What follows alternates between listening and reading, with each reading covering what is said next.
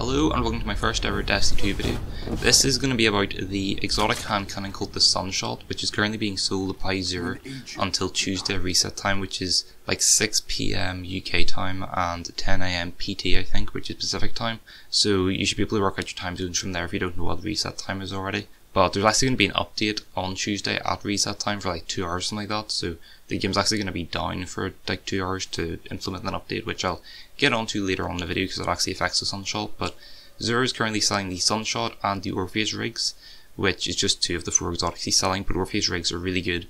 If you have a hunter, or you ever plan on having a hunter, you should definitely get these, because from what I can gather, it's the best exotic in the game, for hunters at least, so definitely get those.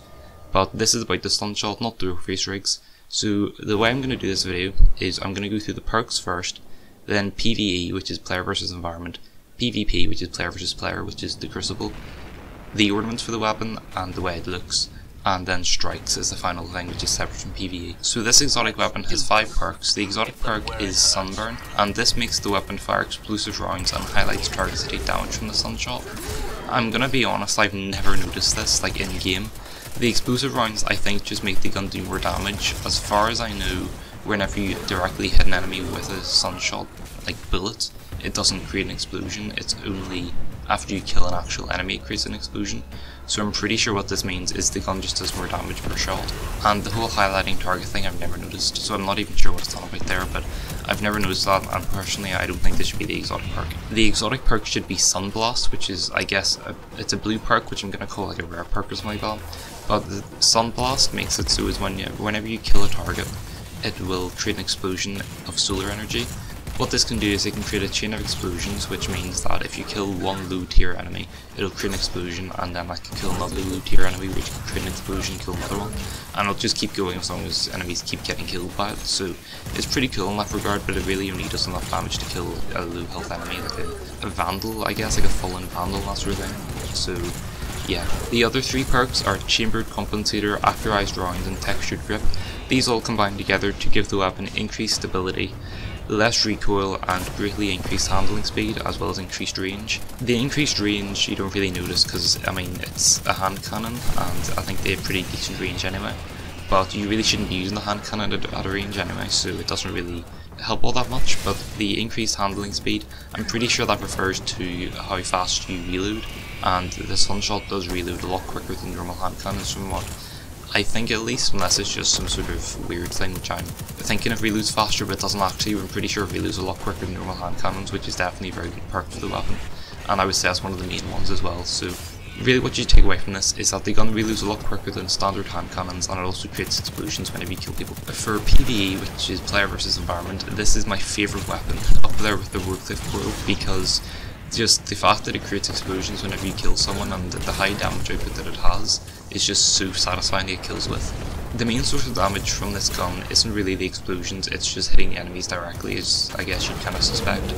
The explosive rounds I think just make it do more damage, and that helps with just killing every enemy. But it's not really good for public events where you've got the massive yellow bar main boss, such as like the Walker Tank or the massive servitor in the Ether Extraction public event I think it is. But it isn't really good for those ones because obviously it doesn't do that much damage to the actual big boss, however it does a lot of damage and is really useful for the smaller enemies. For public events like the Ether Extraction, it isn't very good because that's the massive servitor and you don't really have to kill the smaller enemies there, but for the Walker Tanks you kinda do have to kill some of the smaller enemies, so it's good for that one. And any public events where there's lots of smaller enemies that you have to kill, it's pretty good for those ones. But as for the yellow bar massive enemies, it isn't very good for those. But for the standard yellow bar enemies that can just walk around the place, is pretty good, so I'm not really sure what is up with that, but it does a lot of damage to the yellow bar enemies that just walk around the place, and they give you like a loot crate after you kill them. However, it's not very good for the massive ones in public events, so take that as you will. It's really good for killing loads of smaller enemies, like Hordes of smaller enemies is really good because it just keeps creating chain explosions and it just keeps killing all of them, so it's really good in that aspect. But what you take away from this is that it doesn't fare very well against the yellow bar enemies in the public events, but it is really good for every other kind of enemy for some reason. In PvP or the Crucible, it isn't that good from my experience. I've used it in like 5 or so games, and it isn't very good from my experience. I think the main reason is because it doesn't do enough damage per shot, I found, and also I miss a lot of shots, so that's probably a big thing there. But basically if you miss a couple shots you're screwed, because it only has 8 shots in a mag, and whilst it does reload pretty quick, it's still going to get you killed. So I would say this gun isn't very good in PvP or the Crucible. However, it can lead to some pretty interesting clips because of the fact it can create chain explosions. So if you had a couple enemies which are at low health and you kill one of them, it'll end up killing the other 2 or 3 or whatever. So you could end up getting like a 4-man just because they're all low health and you kill one of them because it creates a chain explosion. But ultimately I don't think that's enough to warrant using it in Crucible, and I definitely say you're better off with just a normal like scout rifle or full auto weapon sort of, rather than a Sunshot. But I could be totally wrong and I could just be bad at Crucible, which I am, but you know, I personally think it's just better not using it. The Sunshot's definitely much better in PvE from my experience. As for ornaments, this weapon has one ornament which is called Red Dwarf. This is currently available only from Eververse from what I understand, from Illuminated Engrams, where I think Eververse has actually sold it like twice for 1250 Bright Dust, and you should see it on screen now. However, it basically changes the Sunshot from being gold with sort of scorch marks of red and blue at the barrel to being completely black with red lasers going through it, which glow, and it looks really good with Red Dwarf, and I highly recommend using this ornament if you have it. If you don't have it, I guess your best chance is waiting for Eververse to actually sell it, or just get loads of like Illuminated Engrams. But yeah, that's that for that, I would say. So the last section of the video is strikes. And the reason I kept this separate is because I've only ever done 2 strikes, and I did them last night and I used the Sunshot both of them. And from what I found out is that multiple times in strikes there will be points at which you'll just be overwhelmed by these lower health enemies that just kind of maul you to death. So what I'm meaning here is like the low health hive enemies that are on Titan, or the Cabal dogs which are in Inverted Spire. The reason I'm bringing this up is because if you shoot one of them with the Sunshot, that's enough to kill one of them, and it'll end up creating a chain explosion which will kill all of them. So if you're being overwhelmed by like the Cabal dogs or something and being chased by them, if you shoot one of them, it'll actually kill all of them. No matter how many there are, it'll kill all of them as long as you're pretty close together, which they usually are if they're chasing you. So it actually comes in pretty useful there, and I would say this is the closest comparison to this is probably the Warcliffe Coil. So because the Warcliffe Coil is really good at just clearing out loads of enemies really quickly. So I would say honestly in these situations the Sunshots were probably a discount Warcliffe Coil, which is definitely good because the Warcliffe Coil is really powerful.